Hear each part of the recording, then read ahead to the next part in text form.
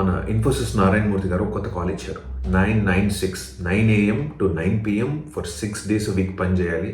China అలానే పనిచేసి ఇవాళ ఈ స్థాయిలో చేరింది అని. Sir 9 AM to 9 PM for 6 days a week China ఇప్పుడు డిస్కంటిన్యూ చేసిన model. First heads up. Second important point, sir China పనిచేసిన ఎన్విరాన్మెంట్ వాళ్ళ నేషనల్ బిల్డింగ్కి, మీరు పని చేయమంటున్న ఎన్విరాన్మెంట్ మీ పర్సనల్ వెల్త్ బిల్డింగ్కి. అది ఎలాగో ఈ వీడియోలో చెప్తాం.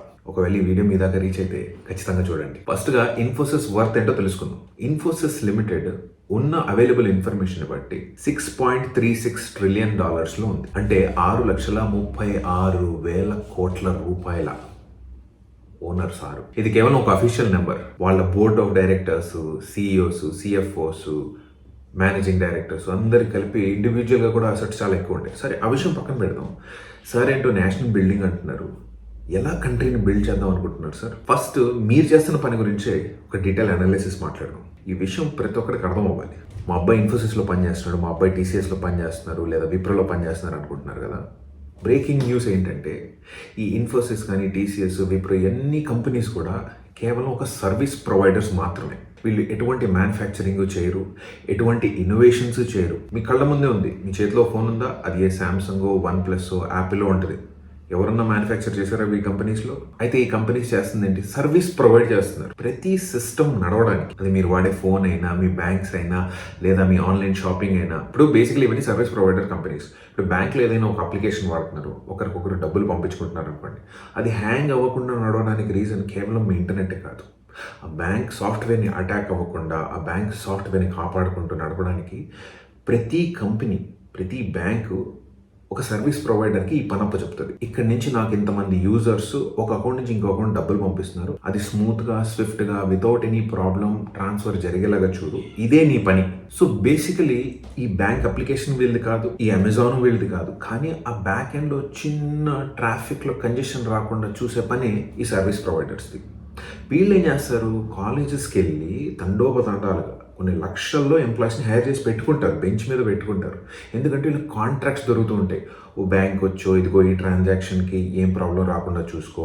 అమెజాన్ వాడు వచ్చో, ఇదిగో ఈ ట్రాన్సాక్షన్కి, ఇదిగో ఈ షాపింగ్ చేస్తున్నారు కదా, వీడికి ఈ ప్రోడక్ట్స్ చూపించేటప్పుడు ఏదో ప్రాబ్లం వస్తుందంట, దీనికి నువ్వేం రాకుండా చూసుకో. అలా ఈ చిన్న చిన్న పనులన్నిటికీ అవుట్ సోర్స్ చేస్తారు. ఆ అవుట్ సోర్సింగ్ పనిని తీసుకొనే సార్ వాళ్ళు కంపెనీని నడుపుతున్నారు. ఇన్ టోటాలిటీ ఒక బ్రాడ్ స్కేల్లో వీళ్ళు చేసే పని ఇదే. దాన్ని తీసుకెళ్ళి నేషనల్ బిల్డింగ్కి నువ్వు కంట్రీకి సేవ చేస్తావు అనొద్దు, తప్పు. ఈ విషయం మీకు తెలుసు సార్, కానీ నా సబ్స్క్రైబర్స్కి, ఫాలోవర్స్కి కొంచెం నాలెడ్జ్ పెంచుదామనే ఇలాంటి వీడియోస్ ఎక్కువ మాట్లాడుతుంటాను. క్రానీ క్యాపిటలిజంకి నేను కొంచెం అగెయిన్స్ట్. అయితే ఇన్ఫోసిస్ చేస్తున్న రీసెర్చ్ R&D దేని మీద తెలుసా? AI and machine learning, block chain, cyber security, 5G and network automation, cloud automation. Basically వీళ్ళకి ఎవరైతే వెండర్స్ ఉంటారో, అంటే వీళ్ళు ఏ కంపెనీస్ దగ్గర నుంచి అయితే ఇలాంటి పనులు తెచ్చుకుంటారో, వాళ్ళకి ఎటువంటి ఇబ్బంది వచ్చినా వీళ్ళ దగ్గర ఉండే R&D డేటాని వాడుకొని ఆ ప్రాబ్లమ్ని సాల్వ్ చేస్తారు. సో కొత్తగా వీళ్ళు కంట్రిబ్యూట్ చేస్తుంది ఏం లేదు. ఎందుకంటే వీళ్ళ వాల్యూ నేను ఇందాక చెప్పాను కదా, 6 లక్షల కోట్లలో వీళ్ళు R&Dకి ఇస్తున్న డబ్బులు ఎంతో తెలుసా? కేవలం 8 నుంచి 900 కోట్లు మాత్రమే. ఇదే సార్ కంపేర్ చేస్తున్న America or China 40 to 50% of companies budget R&Dలో పెడతారు. R&D అంటే ఏం స్పెషల్గా ఉండదు, ఏదో ఒక థాట్ని. ఫర్ ఎగ్జాంపుల్, నేను ఈ వాచ్ రైట్ తిరిగే బదులు లెఫ్ట్లో తిరిగితే ఎలా ఉంటుంది అని ఆలోచించాను అనుకో. దీని మీద నాకు టీం ఇచ్చి నువ్వు రీసెర్చ్ చేయి, దీన్ని డెవలప్ చేయి, ఇది నిజంగా వర్కౌట్ అవుద్దా అనే దానికి ఆపర్చునిటీ ఇస్తారు చూడండి, అదే R&D అంటే. దానికి ఒక బడ్జెట్ కావాలి, దానికి డబ్బులు కావాలి, నిన్ను నమ్మేవాడు కావాలి. ఈజీలీ అండర్స్టాండబుల్ లాంగ్వేజ్లో సినిమాల్లో ఎక్కువ R&D జరుగుతుంటుంది మన దగ్గర. ఎందుకంటే cinema is like a continuous R&D department. కొత్త కొత్త స్క్రిప్ట్స్ వింటూ ఉంటారు, కొత్త కొత్త ప్రొడ్యూసర్స్ వస్తుంటారు. ఆఫ్ కోర్స్ చాలా మటుకు ఫెయిల్ అవుతుంది. సో వీళ్ళు ఏదైతే R&D చేస్తారో ఇది కేవలం ఒక కంపెనీకి వచ్చే ప్రాబ్లమ్స్ సాల్వ్ చేస్తుంది. కొత్తగా ఇన్నోవేటివ్ స్టైల్ ఉండదు. అందుకే మన దగ్గర గూగుల్ లేదు. మన డేటా అంతా తీసుకుపోయి @gmail.com అని పెడుతున్నాం కదా, అది గూగుల్ దగ్గర ఉంటుంది. డేటా అంటే ఏంటనుకుంటున్నారు? మీ ఫోన్ నెంబరే కాదు, మీ ఫోన్ నెంబర్తో అటాచ్ అయిన పాన్ కార్డు, ఆధార్ కార్డు, మీ బ్యాంక్ డీటెయిల్స్, మీ ఫొటోస్, మీ లైబ్రరీ మొత్తం యాక్సెస్ అంతా ఇచ్చేస్తాం కదా, అది వాడు స్టోర్ చేసి పెట్టుకుంటాడు. నేను చాలా మటుకు వీడియోస్లో ఇదే చెప్తుంటా. సో మీ డేటాని ఎప్పుడైనా ఎవరైనా యాక్సెస్ చేసి మీకు ఎలాంటి విషయాలంటే ఇష్టం, మీరు ఎలాంటి ఫుడ్ తినడం ఇష్టపడతారు, మీరు ఎలాంటి బట్టలు వేసుకోవడం ఇష్టపడతారు, ఇదంతా ఆ డేటాను అమ్ముకోవడానికి వాళ్ళ దగ్గర పెట్టుకుంటారు. ఇదే వెస్ట్ అయితే ఏ ప్రోడక్ట్ అనుకున్నా కానీ దాని మీద R&D జరుగుతుంది, ఇన్వెస్ట్మెంట్స్ అయితే ఆ ప్రోడక్ట్ వర్కౌట్ అయ్యేదాకా మనకు తెలియదు. అందుకే 50% రిస్క్ ఎక్కువ ఉంటుంది R&Dలో. ఫర్ ఎగ్జాంపుల్ ఈ iPhones, Windows, Tesla, Amazon, Facebook, meta, Apple, ఎన్ని కంపెనీస్ మనకు ఒక సక్సెస్ఫుల్ మోడల్స్. కానీ ఇలా చాలా కంపెనీస్ ట్రై అండ్ ఫెయిల్ మోడల్లో ఎవ్రీ డే రీసెర్చ్ చేస్తుంటాయి. మరి వీళ్ళు చేస్తున్నారా? వీళ్ళకి కావాల్సిన క్లయింట్లకు ఉన్న ప్రాబ్లమ్స్ వరకు R&D అయితే చేస్తారు. కొత్తగా ఇన్నోవేషన్ ఏం చేస్తున్నాం సార్ మనం? చాలా అంటే చాలా తక్కువ. అంతెందుకు ఇప్పుడు మనం అగ్రెసివ్గా వాడుతున్న మోడల్ GPT-4, GPT-5 విభిన్న రకాలమైన మోడల్స్ని వీళ్ళే కదా ఇంట్రడ్యూస్ చేసింది. నేను చెప్పేది ఇదే, ఎప్పటికి కూడా R&D రీసెర్చ్ అనేది కొత్త కొత్త ప్రోడక్ట్స్ ఇన్నోవేషన్లోకి ట్రైనింగ్ చేస్తే చాలా మటుకు దేశానికి అది పెద్ద హెల్ప్ అవుతుంది. మన దగ్గర చిన్నప్పటి నుంచి కండిషనింగ్ ఆఫ్ స్కూలింగ్ కూడా it is more towards getting a job than being an entrepreneur. ఎప్పటికైనా నువ్వు ఒకటి కింద నేను పని చేస్తాను అనే మైండ్ సెట్లో ట్రైన్ అయితే రేపు నువ్వే ఇంకోటి పనిలో పెట్టుకుందాం అనే మైండ్ సెట్కి రావడం చాలా కష్టం అవుతుంది. దాని వెనకాల గల రీజన్ కూడా మన స్లోవర్ ఎకనామిక్ గ్రోత్, మన middle class problems, at the same time కంట్రీకి వచ్చిన independence, lot of other issues are associated. ఇది కేవలం ఒక పర్సనల్ ఇష్యూ అయితే కాదు. సో బేసిక్గా చేసే పని ఏంటి? క్లౌడ్ సెటప్స్, డేటా సెంటర్స్ని మేనేజ్ చేయడం. సింపుల్గా అర్థమయ్యే లాంగ్వేజ్లో చెప్పాలంటే ఈ డేటా సెంటర్స్లో కూడా ఏం చేస్తారండి, ఇప్పుడు మీ దగ్గర వాట్సాప్ ఉంది కదా, ఇప్పుడు 2 సంవత్సరాల ముందు మీ ఫ్రెండ్తో మాట్లాడిన వాట్సాప్ చాట్ ఇంకా మీకు కనిపిస్తుందా? పంపించుకున్న ఫోటోలు ఇంకా కనిపిస్తున్నాయా? ఎలా కనిపిస్తున్నాయి? మెటా దాన్ని స్టోర్ చేసి పెట్టింది కాబట్టి. మెటా అంటే ఈ వాట్సాప్ ఓన్ చేసే కంపెనీ. అది ఎక్కడో ఒక దేశంలో ఒక కాల్ సెంటర్లో, ఒక డేటా సెంటర్లో కంటిన్యూస్గా టెస్టింగ్ అండ్ మానిటరింగ్ చేసుకుంటూ ఈ ఫైల్స్ ఇంకా యాక్టివ్ ఉన్నాయా లేవా అని చూసుకుంటూ కంపెనీ దాన్ని మేనేజ్ చేస్తుంది. కరెంట్ డేటా ప్రకారం India is right now at 50% of burnout in office. అంటే ఇంకా పని చేసేకి ఇంక ఎనర్జీ లేవు. 30% of people are angry at work. ఎవడన్నా చేయి పెడితే కోపం వచ్చేస్తుంది. మీరు ఇచ్చారు కదా సార్.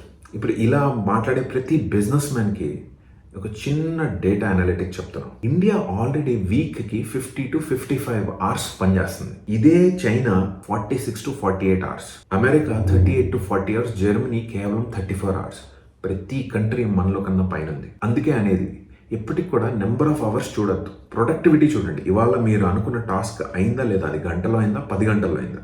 అదొక సాడిజం అయిపోయింది వర్క్ కల్చర్లో. నేను ఇండియాకి వచ్చిన తర్వాత అబ్జర్వ్ చేసింది వర్క్ కల్చర్ చాలా అంటే విపరీతంగా టాక్సిక్ ఉన్నాయి. ఎవరి పని వాళ్ళు సరిగ్గా చేయకపోవడం ఒకటి, అన్నెసెసరీ బాసెస్ని అపీస్ చేయడం రెండోది, మోస్ట్ ఇంపార్టెంట్లీ స్కిల్ చాలా తక్కువ ఉంది. ఎందుకంటే తెలివిగా ఈ వెస్ట్రన్ కంట్రీస్ స్కిల్ని పైన మీగడొస్తుంది కదా పాలలో, అట్లా లేపుకొని తీసుకొని వెళ్ళిపోతుంది. అలా అని మొత్తం స్కిల్ వెళ్ళిపోయిందా? Absolutely not. మన దగ్గర ఉండేవాళ్ళు పని మీద ఫోకస్ పెట్టి పనిని ఇంకా కరెక్ట్గా నేర్చుకుంటే ఎవరికి ఏమీ చేయాల్సిన అవసరం ఉండదు. My learned friend, working for 12 hours doesn't yield productivity, it only yields sickness. మీరు మెంటల్ హెల్త్కి 0 ఇంపార్టెన్స్ ఇస్తున్నారు మన కంట్రీలో. వాడెటైనా చావండి, నీకు ఫ్యామిలీ లైఫ్ వద్దు, నువ్వు మనుషుల దగ్గరికి వెళ్ళొద్దు, నువ్వు ఫ్రెండ్స్తో ఉండొద్దు. తప్పు, చాలా తప్పు. వెస్ట్రన్ వర్క్ కల్చర్లో వాడి పని అయిపోయిన తర్వాత 4 o'clock లాగౌట్ అంటే 3:59కి మీరు వాడికి ఏదైనా పని ఇచ్చారనుకోండి, పైనుంచి కింద వరకు 1,00,000 బుద్ధులు ఎత్తుక్కునేలా చూస్తాడు. సాటర్డేన పొరపాటున మీరు ఫోన్ చేసినా తిడతాడు, మేనేజర్నైనా తిట్టేస్తాడు, బుద్ధుందా లేదా నీకు అని. ఈమెయిల్ పెట్టినా కానీ వాడు మండేకే రిప్లై ఇస్తాడు. అదే వర్క్ లైఫ్ బ్యాలెన్స్. అందరు ఎంప్లాయీస్ గుర్తుపెట్టుకోవాల్సిన విషయం ఇది. మనం ఎవరికి స్లేవ్స్ కాదు, మన స్కిల్లే మనల్ని ఈ కంపెనీలో నిలబెట్టింది. ఆ స్కిల్ మన బాస్కి సరిపోవట్లేదంటే కొత్త ఎంప్లాయీని ఎత్తుక్కుంటాడు. రేపు ఆ బాస్ దగ్గర పని లేదనుకోరి, వీడు చాలా లాయల్ కదా, వీడినే పెట్టుకుందాం అనే ఆలోచన వాడికి ఉండదు. ఎందుకంటే in the end every one of us are working for money and individual growth. So గురుగారు, మీరు తడిగుడ్డు వేసుకొని హ్యాపీగా ఉండండి. 9 to 6 ఇన్ఫ్యాక్ట్ చైనానే డిస్కంటిన్యూ చేసింది. నేను మళ్ళీ చెప్తున్నాను, China success didn't come from what you are saying sir. China success రావడానికి గల కారణం వాళ్ళు మ్యానుఫ్యాక్చరింగ్లో చేసిన హెవీ ఇన్వెస్ట్మెంట్స్, వాళ్ళు R&Dలో చేసిన హెవీ ఇన్వెస్ట్మెంట్స్, వాళ్ళు ఫైనాన్షియల్ ప్లానింగ్, వాళ్ళు ఇంట్రడ్యూస్ చేసుకున్న కాంపౌండింగ్ ఫైనాన్షియల్ ప్లానింగ్, ఏవైతే SIPs, మ్యూచువల్ ఫండ్స్ మనం చేస్తున్నామో దీన్ని అగ్రెసివ్గా ప్రపంచం ముందుకు తీసుకొచ్చిందే China. And they have highest manufacturing units, they are the world key players. Export driven economy. వాళ్ళు క్రియేట్ చేసిన ప్రోడక్ట్స్ ఏదో ఒక రూపంలో మన ఇంట్లో మనకు కనిపిస్తాయి. ఇది ఇక్కడే కాదు, యావత్ ప్రపంచంలో చైనా ప్రోడక్ట్స్ ఎక్స్పోర్ట్ అవుతాయి. గ్లోబల్ సప్లై చైన్ పొజిషన్లో నెంబర్ 1 కంట్రీ అది. వాళ్ళ గవర్నమెంట్ ఇండస్ట్రియల్ స్ట్రాటజీ ఒక role model to the world. వాళ్ళు ఏఐలో, ఇన్నోవేషన్స్లో, స్టార్టప్స్లో, మ్యానుఫ్యాక్చరింగ్లో వాళ్ళు ప్రజెంట్ చేసిన మోడల్ మనం నేర్చుకుంటే చాలా మటుకు వర్కింగ్ కల్చర్, వర్కింగ్ స్ట్రక్చర్ మారి individual growths, companies growth, eventually nationals growth అవుతుంది. అంతేగాని మీరు 9 to 9 పని చేయండి, పొద్దున్న 9 నుంచి రాత్రి 9 వరకు 6 రోజులు పని చేయండి, సండే కూడా ఆఫీస్కి రండి, వర్క్ లైఫ్ బ్యాలెన్స్ అనే చెత్తంతా నాకొద్దు. మీ సెల్ఫిష్ మోటివ్స్ గురించి యంగ్ జెన్జీస్ని, యంగర్ బ్రెయిన్స్ని ఎక్స్ప్లోయిట్ చేయొద్దు. మాలాంటోడు ఒకడు పుడతాడు, మాలాంటోడు ఇలాంటి రీసెర్చ్ అనాలిసిస్ చేసి ఒక రియాలిటీ చెక్ ఇస్తూనే ఉంటాడు. అది నాకు ఈ వ్యూస్ 1000 రాని, 100 రాని, 1,00,000 రాని, 1,00,00,000 రాని. I am against any toxic mindset.